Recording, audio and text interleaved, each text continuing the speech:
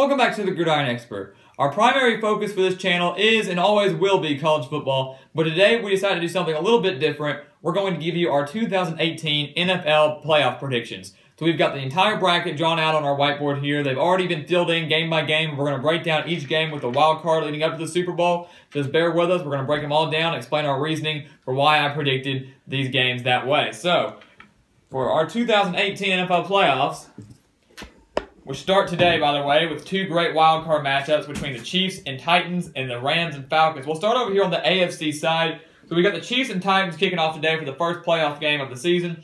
And this is actually a very intriguing game for the most part. The Titans haven't been to the playoffs since 2008, so this is obviously a huge game for them and this organization. The Chiefs, though, since they are the higher seed, they will be playing at Arrowhead Stadium, one of the toughest places to play in all of NFL. The Titans will be without their star running back DeMarco Murray. Now, we know former Alabama running back Derrick Henry. He is a very solid backup, and they've got a solid quarterback in Marcus Mariota. But the Chiefs have that three-headed monster with Alex Smith at quarterback, Kareem Hunt at running back, and then Travis Kelce at tight end, who has become a major threat in the NFL these past couple of seasons. So I like the Chiefs to get the job done here fairly easily against the Titans at home.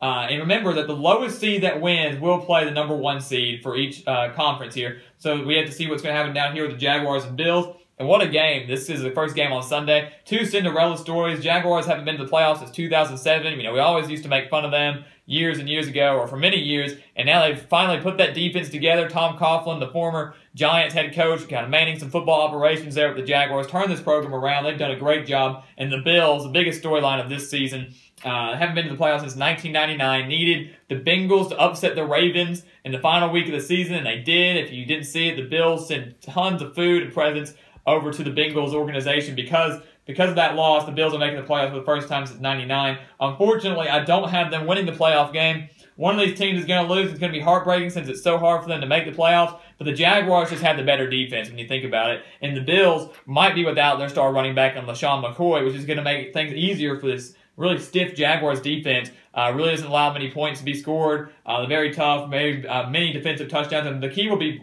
how well will Blake Bortles play. You know, everybody gives him a bunch of crap, really hating on him. But he's actually kind of surprised me this season. He was so bad in the preseason, but he really picked it up this season. Had a horrible end of the season. For most of the season, he's been there for them. And the Jaguars are going to win this game and advance farther into the playoffs by relying on their defense. So this is going to be a lot of fun to watch. And because the Jaguars win, they will play the Steelers, the number 2 seed, who obviously got the first round bye. Now, if you remember, the Jaguars beat the Steelers early in the season at Pittsburgh 30-9. Ben Roethlisberger threw 5 interceptions in that game.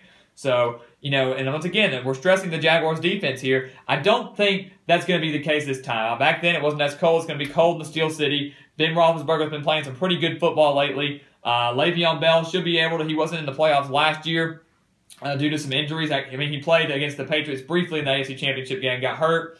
Antonio Brown, though, that's going to be the key here. If he does not play this game because of his injury he suffered against the Patriots earlier this season, then the Jaguars might be able to pull off another upset on the road and advance to the AFC Championship game. Right now, though, I'm picking the Steelers to advance to the AFC title game. I don't think the Jaguars are going to be able to go in and get it done. The Steelers just have more playoff experience, whether it be their head coach, their quarterback. The whole team has more playoff experience. It's going to be a really crazy environment. I don't think the Jaguars get as much luck as they did many weeks ago. And then up here, the Patriots will obviously be having another rematch with the Chiefs. Remember, that was the season opening game where the Chiefs went in and stunned them, beating them by 15 points, really to shut down Tom Brady. Kareem Hunt fumbled on his first career carry. Then after that, if you had him on his fantasy team, you definitely won that week because he went off for a monster game. So we all know Gillette Stadium is a very tough place to play. You've got the greatest head coach of all time in Bill Belichick, the greatest quarterback of all time in Tom Brady. You know, their duo there has really been unmatched for ever since they've joined the league in 2000.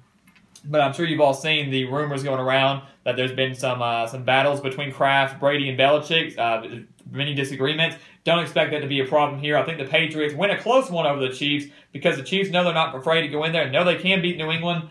I don't think they're going to be able to get it done, though, which sets up a Patriots-Steelers AFC Championship game, which will be very exciting as well. I remember a couple weeks ago, this game between the Patriots and the Steelers at Pittsburgh will decide who had home field advantage for the playoffs.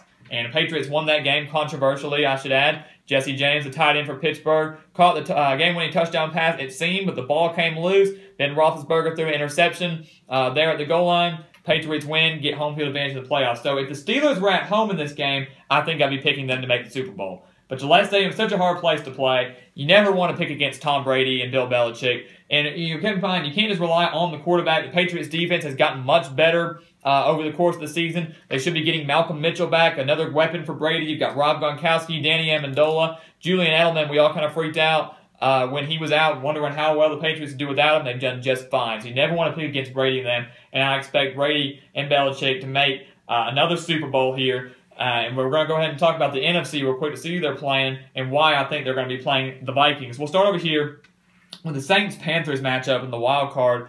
These two teams have faced off twice already this season. The Saints won both meetings.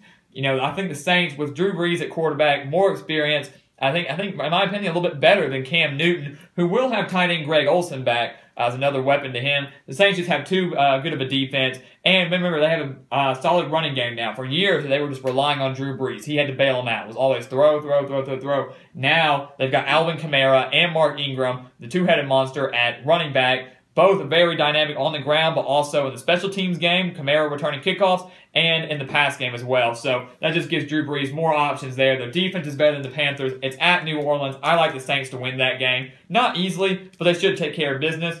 And then down here, the wild card game tonight, the Rams and Falcons. Give credit to the Rams.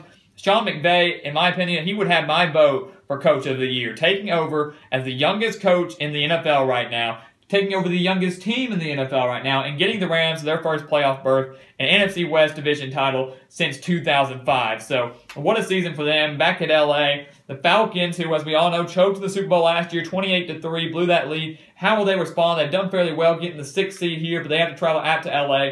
The Rams, whole team has been rejuvenated. Yeah, last year Todd Gurley and Jared Goff were horrible. Now they're both great. You've got solid wide receivers there with Cooper Kupp and Robert Woods. So and the defense led by Aaron Donald. I mean, you know, what do you want to say? The Falcons have a very dynamic offense as well. Matt Ryan, Devontae Freeman, Tevin Coleman, Julio Jones.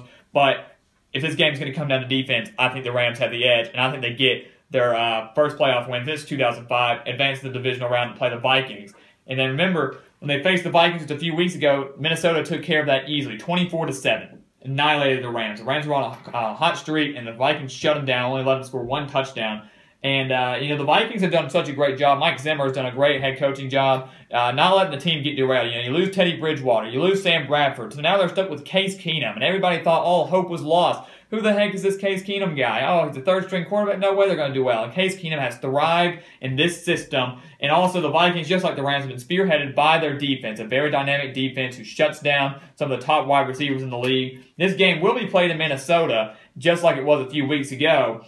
And I like Minnesota to advance to the NFC Championship game. I think the Rams' offense will give the Vikings defense some fits. They'll score more than 7 points. Unlike they did just a few weeks ago. But I think the Vikings are going to be hyped. They've got a bye week. They're rested. I think they get to the NFC Championship game. And up here between the Eagles and the Saints, I would immediately be picking the Eagles had Carson Wentz stayed healthy. But as we all know, he went down with an ACL injury against the Rams just a couple weeks ago. Now they're stuck with Nick Foles, who is a very capable backup quarterback, no doubt in my mind. But we saw that he does not play very well in the cold. This game's going to be out in Philadelphia. It's going to be freezing. How well will he respond? How much will he be prepared to go into this game for one of the biggest games of his career? He is trying to take over the number 1 seed Eagles, get them to a Super Bowl, potentially try to win the Super Bowl, something that they've never done. How will he respond to that? You know, Drew Brees has played in so many environments. He's more experienced, so they've got the edge at quarterback. I think the Saints have the edge at defense as well. I like the Saints to upset the Eagles, much like the Packers did to the Cowboys last year. Remember, the Cowboys were the number 1 seed. Many thought they'd make the NFC Championship, potentially the Super Bowl. The Packers went in there and won that game after a miracle catch from Aaron Rodgers to Jared Cook, and then the game-winning field goal. I think that's what's going to happen here with the Saints. They pull off the upset over the 1 seed due to some injuries at the quarterback position, which sets up for a Vikings-Saints NFC Championship game. If you remember, this was the NFC Championship game back in 2009 when the Saints won their first Super Bowl, and Brett Favre was with the Vikings. And that was an instant classic, played in New Orleans. You know, it went to overtime. Many thought that the Vikings were going to pull it out. Brett Favre throws an interception. Saints kick a game-winning field goal. They're off to the Super Bowl. And the Saints haven't been back since. This is huge for the Vikings because if you remember, the Super Bowl will be played at Minnesota, the new U.S. Bank Stadium. So this is huge. You're going to have a crazy crowd here. And, you know, most people say experience pays off. You know, you've got Sean Payton, a very experienced head coach, and Drew Brees, a much more experienced quarterback than Case Keenum. How will Keenum and that Vikings offense, you know, be able to deal with the pressure of playing in front of their home crowd, one game away from the Super Bowl, which they would also play at home? This is a game I really struggled with. When I was predicting it, I was really back and forth. Part of me feels that the Saints could go in there and pull off the upset. You've got two great defenses, and I feel that the Saints have the edge at quarterback. But I just think with the home field advantage, which is so huge in these NFL playoffs, I think the Vikings are going to be able to get it done in an instant classic, which sets up a Patriots-Vikings Super Bowl. You got Tom Brady versus Case Keenum, Belichick versus Zimmer. A much better defense in the Vikings and the Patriots have. But once again, you never pick against Tom Brady. His career's got to be ending soon. He'll be 41 in August, playing some of the best football for a 40-year-old I've ever seen. I think the Patriots win this game, win the Super Bowl at Minnesota. You know the Patriots fans will travel well. More Vikings fans will be there for sure, but plenty of Patriots fans across the United States. Patriots win this game, clinch their 6th Super Bowl under Brady and Belichick, and will this be the last time that all three of those men, Brady, Belichick, and Kraft, work together? We'll have to wait and find out. The Patriots over the Vikings in Super Bowl 52. It's going to be a heck of a playoff. We've got so many teams that haven't made it before or has been so long since they've made it. Plenty of Cinderella stories, and you never know what can happen in the NFL playoffs. Crazy things can happen. Crazy upsets happen. Never doubt these 8 wild card teams here. You just never know. The NFL playoffs are so exciting. I can't wait to see what it has in store. The AFC, to me, has been very clear-cut. Most people are expecting a Patriots-Steelers rematch in the AFC Championship game. The NFC is where it gets tricky, and that's going to be where the fun side is. So make sure you keep your eye out for that. Playoff games start today.